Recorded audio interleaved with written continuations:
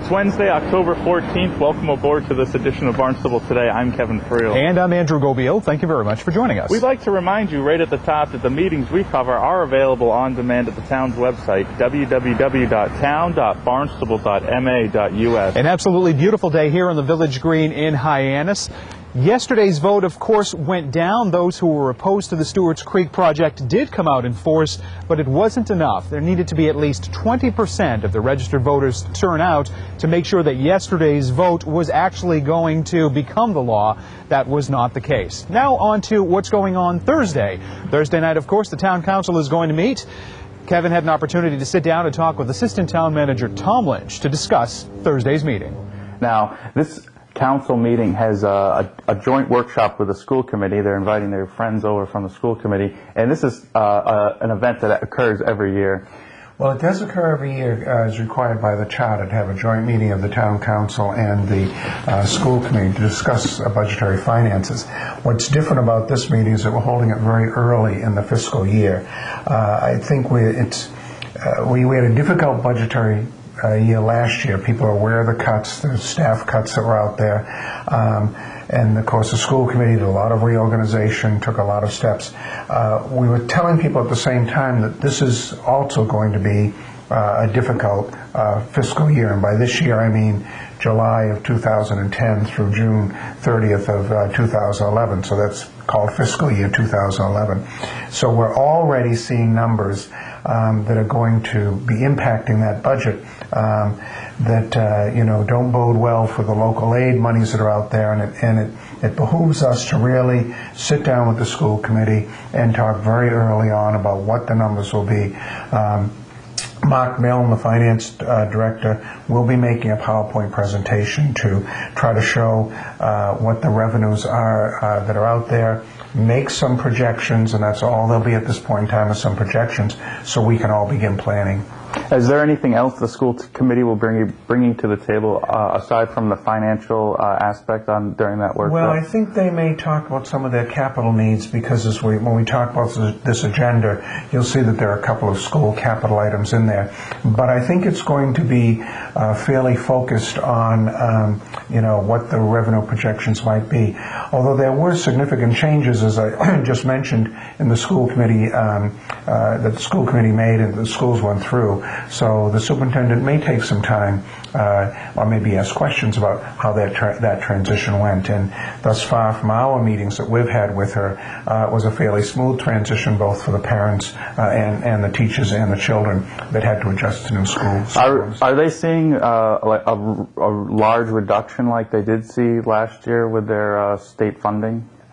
There will be impacts on the state funding. Yes, the significance of the number is yet to be seen. But the steps they took last year of consolidating the schools, they took measures that they had control over, and they should not see that dramatic reduction from those numbers, because they've already taken some of those cuts. All right, Tom, thanks a lot. Let's switch gears now and let's get into this town council agenda. Now, the first item is something we've spoken about before. It's the $137,000 about community preservation funds set aside for open space. Could you talk a little bit about that one? It is set aside for open space. This has been on the agenda for a while down in Cotuit, but it's all about an affordable housing project that developers trying to put on Main Street in Cotuit.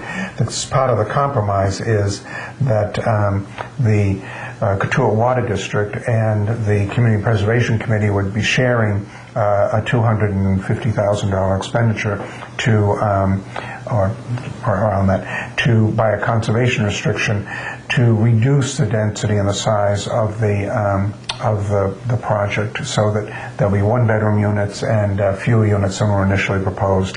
Okay, let's talk a little bit about shellfish.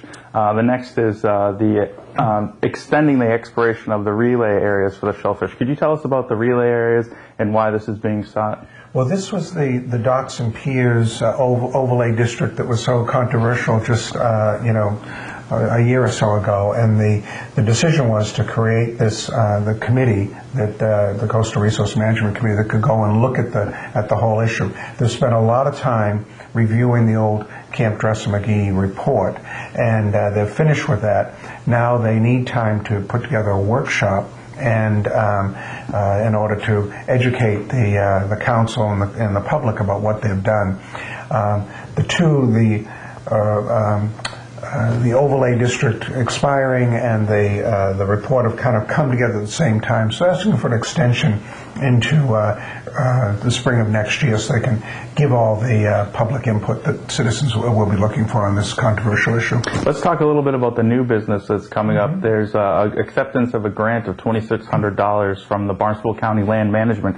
Could you tell us about that? This is a phase 2, basically, of this, where last year there was some vegetation that was cleared in the Bridge Creek area, a very invasive species, and now they're going back and through the largesse of the Barnstable County and the Barnstable County Land Management Program that they have, a modest amount of money, but going to have a significant impact to re-nourish that area with native grasses so that they'll take care of new plantings and avoid the invasive species from coming back. Let's talk about in order to reduce the FY10 operating budget.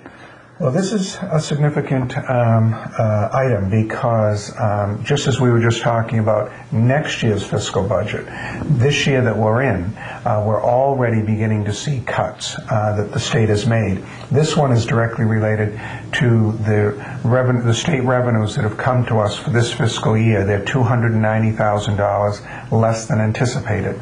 So Mark Milne has put together a budget cutting item where it actually involves restructuring of a bond issue where he's been able to find this money that's reduced there. However, for anyone following the news out there, they've probably already seen that 2 or 3 different legislative leaders, including the Speaker of the House, has announced that and the governor, that there may be further cuts because of tax revenues falling in this fiscal year. And the Speaker of the House, Mr. DeLeo, believes that the budget is $1 billion out of whack, which means that local aid, which is one of the largest items in the budget, will probably not be exempt from further cutting for this year, so we may need to go back into the budget. Okay, Tom, let's talk about the contract extension with town personnel. Could you tell us a little bit about that? This is the police chief. The chief is a very valuable member of our management team. He's done a terrific job. In order to extend his contract beyond a year, which the town manager has the authority to do a year contract, he's asking for a 3-year contract from the town council. The chief has no civil service protection right now, doesn't really have a long-term contract.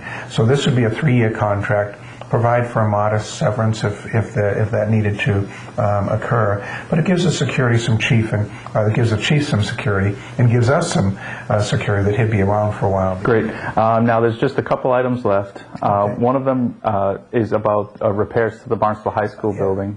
That was something you mentioned earlier. Yeah, the school has a couple of items on here. The first is that they'd like to transfer some monies that they had left over from a roof repair work at a school in Marston's Mills over to the Barnstable field house at the high school. Once again, Assistant Town Manager Tom Lynch, along with our own very intrepid Kevin Friel. Now let's take a look at the meeting schedule for the remainder of the week. For tonight, Wednesday, October 14th, Community Preservation has a meeting in the Town Hall hearing room at 5 o'clock. At 7 o'clock this evening, the Old Kings Highway Historic District is going to meet in the Community Building on Route 149. Then wrapping up the route week on Thursday, October 15th, starting at 7 o'clock, the Town Council meets at the Town Hall hearing room. For Kevin Friel, I'm Andrew Gobiel. Thank you very much for joining us on this edition of Barnstable Today.